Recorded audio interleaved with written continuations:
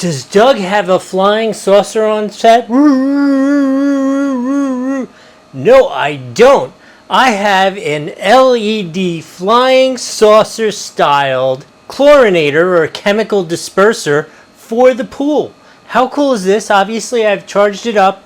You have all kinds of choices in terms of colors. You can make it flash. You can do all kinds of crazy things. You could have it fade. You could just have a solid blue, purple thing. You could do all these kind of cool things. I think this is a great decoration for the pool. Only one thing that we need to do, though.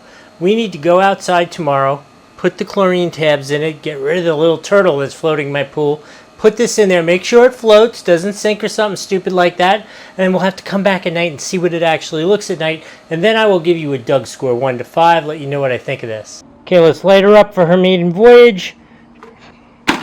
There it is. That is the dusk look. We will have to come back tonight when it's fully dark out to see what it looks like at night. Right now the UFO looks pretty cool floating in the pool. Alright, we'll come back out a little later. This is what it looks like at night, so you can see that. Pretty cool, right? I think it looks neat. I think that's a lot better than the boring turtle we had floating in here before. Obviously, I have it over here where there's a little bit of extra light so you can really see it, not just sitting in the darkness. Overall, I'm really happy with this thing. I would give it definitely a 5 out of 5 on the Doug score. Kona agrees.